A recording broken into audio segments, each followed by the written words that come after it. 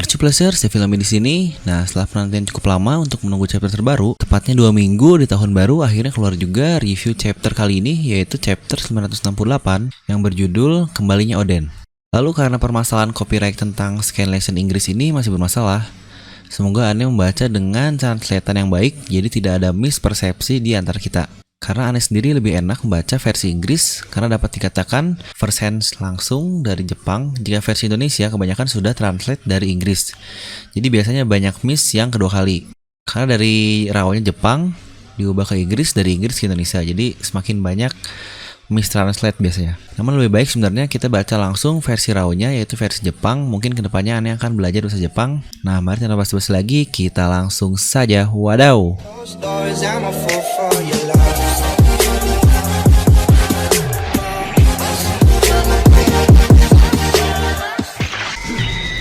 Seperti biasa, jangan lupa untuk subscribe dan juga nyalakan bel notifikasinya ya, agar video dari Devilomi langsung muncul di HP kalian.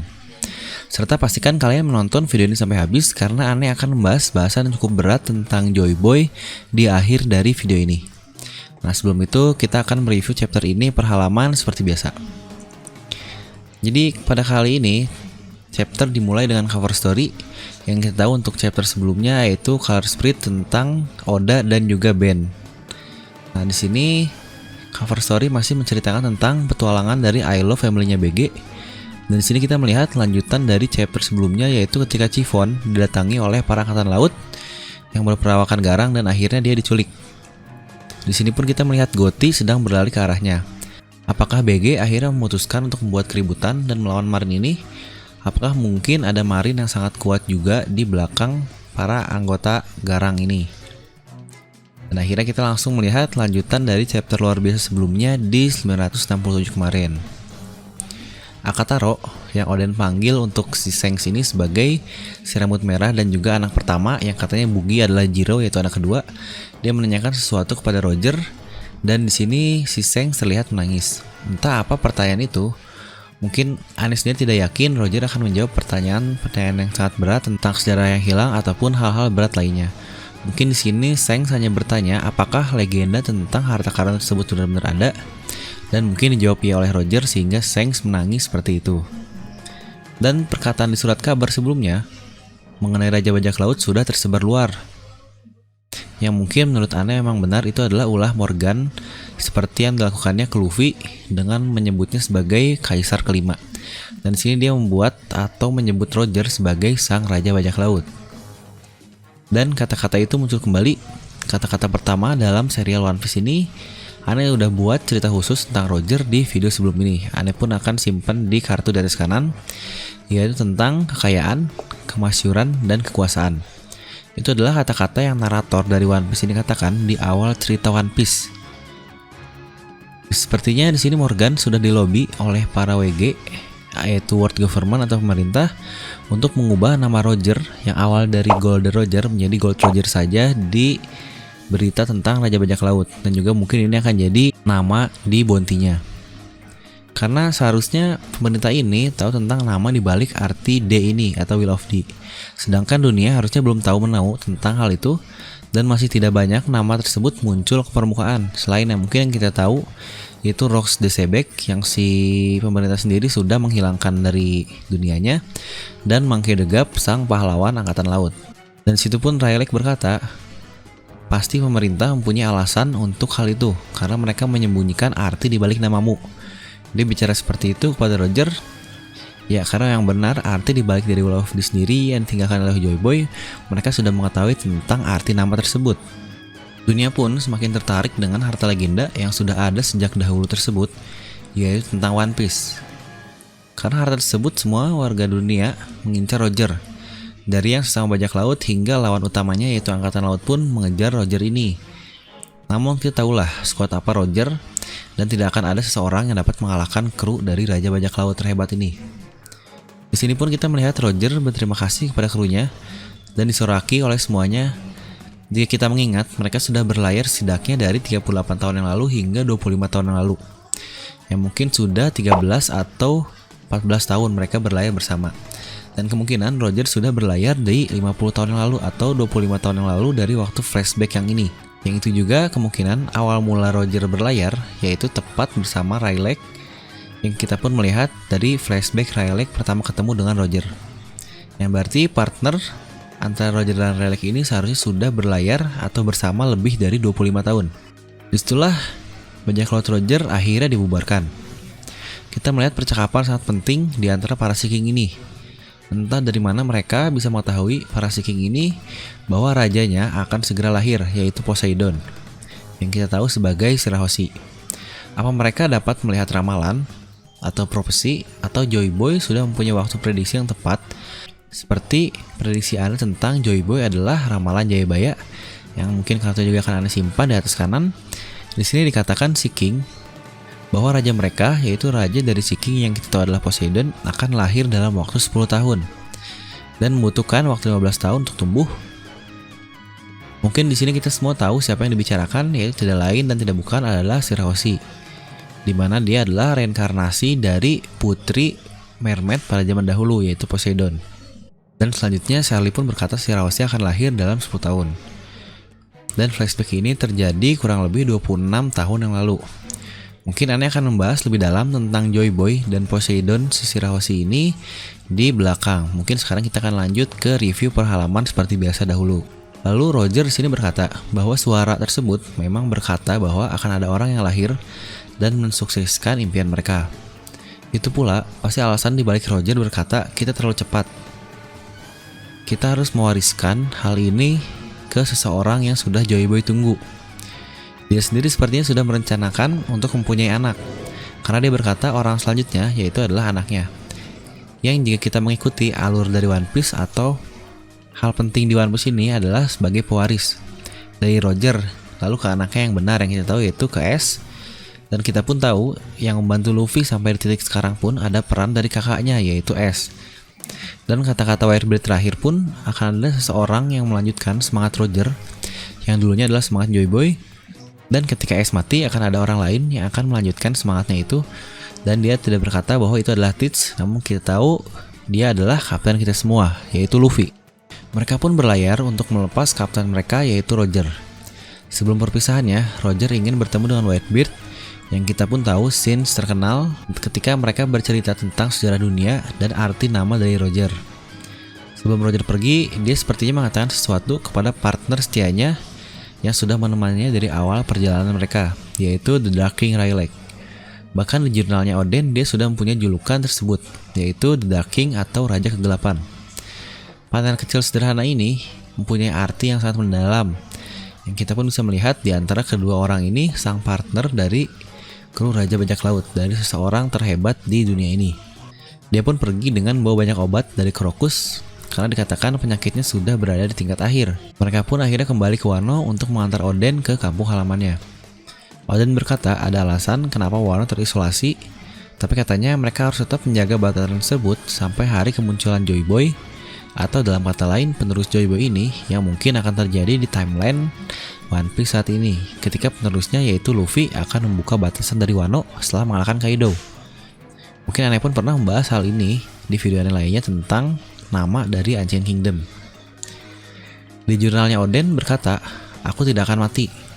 Apakah benar Oden sebenarnya tidak mati? Kita pun melihat lagi ke Roger yang menangis ditinggal Oden, kecuali sang Dark King Rayleigh yang tidak dilihatkan di panel sebelumnya ketika kepergian Roger.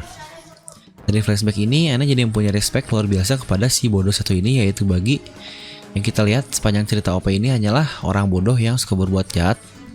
Namun di sini dia terlihat cukup pintar dan memang bisa meramaikan suasana di balik Shanks yang memang sampai saat ini sudah terlihat sikap dewasa dan misterius.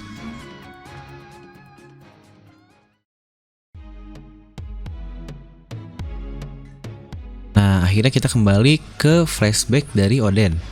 Dan cerita tentang Raja Bajak Laut atau Gold Roger selesai sampai di sini. Karena kita pun tahu awalnya flashback ini bukanlah tentang Roger, melainkan tentang Kozuki Oden. Oden sudah sampai ke Wano dan bertemu keluarganya. Di situ kita melihat Toki si cantik, Momonosuke si mesum, dan Hiyori kecil yang lucu sekali. Kita pun kembali melihat para pelayan Oden, Kanjuro, Kawamatsu, Reizo, dan Kinemon. Mereka memanggil Oden dengan sebutan kocak, manusia sampah berjalan, hahaha. Ternyata Toki menceritakan tentang Oden dan bekerja keras di Pulau Kuri ini. Mereka semua menyambut hangat daimyo mereka tercinta Oden. Yang berarti memang ini masih terjadi 26 tahun yang lalu, dan hanya beberapa bulan saja mereka akhirnya sampai ke Laughtale. Di sini kita melihat Kiku yang sudah cukup dewasa dan semakin cantik. Walaupun kita tahu dia adalah Okama, Oden menceritakan tentang kakaknya yaitu Izo berada di kapal Whitebeard. Ternyata 3 samurai terkuat lain Oden ini memiliki atau sedang bertugas masing-masing, karena katanya Denjiro dan Asura sudah bertindak masing-masing sejak 1 tahun yang lalu. Asura bertugas menjaga Kuri dari para bandit, sedangkan Denjiro dia mengelilingi pulau untuk meminjam uang, karena kita pun tahu Denjiro adalah seseorang yang paling pintar di antara mereka semua. Dan Kawamatsu sepertinya dia bertugas untuk menjaga keluarga Oden, tepatnya Toki dan anak-anaknya. Dan situ diceritakanlah semua kejadian di Wano ini kepada Oden, dimulai dari bapaknya yang meninggal serta pengganti shogun sementara yaitu si goblok Orochi. Ternyata Kaido sudah mulai menginvasi Wano ini sejak 26 tahun yang lalu. Dan mereka membuat pabrik senjata dengan para budak-budak yang sudah begitu sejak awal kepergian Oden sebelum ke Laughtale. Yang kita pun melihat panel kecilnya. Jadi di sini ternyata si goblok ini sepertinya entah membuat perjanjian apa dengan Kaido sehingga Kaido mau untuk mengikuti perkataan Orochi ini. Apakah mungkin karena perannya sebagai shogun di sebuah kota yang terisolasi yaitu Wano Kuni? Kinemon pun menceritakan keterlibatan mereka dengan semua Orochi ini. Dan ternyata 6 bulan yang lalu, walaupun ini tidak yakin benar-benar 6 bulan karena dalam bahasa Inggrisnya dikatakan half a year ago, yang berarti mungkin di antara beberapa bulan sebelumnya dia bercerita ada seseorang yang melawan dan seluruh keluarganya dibunuh oleh si goblok Orochi. Mereka yang kesal menyerang kediaman Orochi di ibu kota bunga, dan ternyata Orochi beserta anak buahnya dan juga anak buah Kaido menyerang Kuri, lebih tepatnya menyerang kastilnya untuk mengincar anak dari Oden ini yaitu Kozuki Momonosuke. Yang jelas mereka mengincar anak laki-laki yaitu karena anak laki-laki sebagai penerus dari klan Kozuki ini. Sungguh suatu incaran yang wajar. Sepertinya yang datang adalah para pasukan kuat, karena bahkan Kawamatsu dan Inuarashi pun tidak mempunyai pilihan selain kabur dari istana. Dan istrinya pun yaitu Lady Toki tertusuk panah di kakinya. Para pelayan Oden ini merasa sangat bersalah, namun kita tahu Oden pun pasti akan melakukan hal yang sama, jadi dia akan memaklumi para pelayannya. Toki tertusuk panah di daerah pahanya yang mulus. Wow. Dia pun memeluk Toki dengan berkata bahwa kau sudah melindungi anak kita dengan baik. Sepertinya ini adalah hal percintaan pertama yang dibuat oleh Oda kan? Kisah percintaan pertama di One Piece, suami istri yang punya anak, bahkan mereka terlihat mensupport satu sama lain, dan terlihat betapa mereka saling menyayangi di flashback ini. Bahkan Toki masih memanggil Oden, yang suaminya sendiri, dengan Oden-san. Sungguh suatu hal yang sangat sopan. Selain itu mungkin kita hanya pernah melihat antara Roger dan juga Portgas the Rogue, namun kita tidak melihat cerita tentang mereka saling support satu sama lain. Walaupun kita tahu, namun untuk kasus Oden dan Toki ini kita melihat dengan jelas bagaimana mereka berdua saling menyayangi. Toki merasa hal tersebut hanyalah biasa karena dia berkata such a thing, yang bahkan hal tersebut bisa saja merenggut nyawanya. Dan Oden pun kesal bukan main. Dia pun langsung melompat dari lantai tertinggi istananya dan berlari ke arah ibu kota. Memang luar biasa fisik dari Oden ini. Jelas dia adalah seseorang yang bukan tandingan samurai lain di negeri ini dan juga seorang kru dari Raja Bajak Laut. Di sini Oden berkata bahwa si goblok Orochi ini menutup negara dan melarang semua orang untuk memasuki negara ini. Namun entah kenapa kru Roger berhasil masuk ke Wano tanpa kendala. Apakah karena mereka melewati rute sulit lain seperti yang Luffy, ataukah karena ya memang kru Roger, kru Kaido pun pasti bukan apa-apa jika dibandingkan dengan krunya Roger. Hingga akhirnya sampailah Oden di kediaman si goblok Orochi setelah membantai habis seluruh penjaga dari pihak samurai dan juga pihak Kaido. Dia pun berkata langsung kepada si goblok, sebelum berkata tentang Kaido, kau akan kupotong terlebih dahulu. Dan chapter ini berakhir di sini. Chapter lain yang sangat luar biasa menurut Ane karena kita akan memasuki kembali flashback Oden untuk pertarungannya dengan Kaido. Nah, di sini Ane akan membahas tentang permintaan maaf Joy Boy yang berhubungan dengan Fishman yang sudah Ane katakan di awal. Jika kita kembali ke chapter lalu dan mungkin dahulu, ketika di Fishman Island terdapat poneglyph yang menceritakan tentang permintaan maaf Joy Boy seperti yang dikatakan oleh Robin. Kita tidak mendapatkan banyak informasi, namun menurut Anne akan sangat penting untuk cerita ke depannya. Batu tersebut menjelaskan tentang permintaan maaf, dan untuk apa sebenarnya permintaan maaf tersebut. Lalu siapakah Joy Boy? Mungkin kita sudah mempunyai gambaran besar akan hal tersebut. Menurut Neptune, Noah atau kapal Noah ini akan memenuhi impian istrinya yaitu Otohime untuk membawa seluruh warga Fishman Island tinggal di permukaan. Dan itu pun impian Joy Boy agar para Fishman ini bisa hidup dengan matahari yang sama dengan mereka. Dan itulah janji yang Joy Boy ingin tepati. Dan itu pula yang menjelaskan bahwa janji tersebut tidak dapat Joy Boy tepati karena mungkin di Void Century keadaan Ancient Kingdom sudah hancur dan janji tersebut mustahil untuk diwujudkan. Lalu faktanya, si King sendiri berkata bahwa perahu Noah tersebut dibuat oleh klan D. Atau dapat kita katakan, Joy Boy yang membuat janji tersebut berpengaruh erat dengan klan D ini. Atau mungkin dia salah satunya, yaitu Joy the Boy. Teori ini akan menyambung dengan Ancient Kingdom adalah klan D yang pernah Anne bahas di video lain. Mungkin bisa kalian cek. Nah, yang ingin Anne sampaikan adalah Joy Boy mempunyai janji tersebut ke Ratu Mermaid. Atau kita dapat menyebutnya pada zaman dahulu yaitu Poseidon untuk membuat atau membawa rakyatnya ke permukaan. Ini pun alasan Luffy bisa jadi akan menghancurkan Fishman Island sesuai prediksi Charlie ketika mereka sudah tidak perlu lagi tinggal di bawah Red Line. Dan mungkin ini akan menyambung dengan teorinya Om Roku tentang teori untuk menghancurkan Red Line, yaitu salah satu juga yaitu United Ocean. Kalian mungkin bisa baca tentang hal itu pun masuk ke teori paling keren dan paling hebat menurut Anne dari seorang legend yaitu Rokoshiki Master. Dan kita tahu tugas si King adalah mengangkat Noah tersebut menggunakan rantai yang sudah dibuat.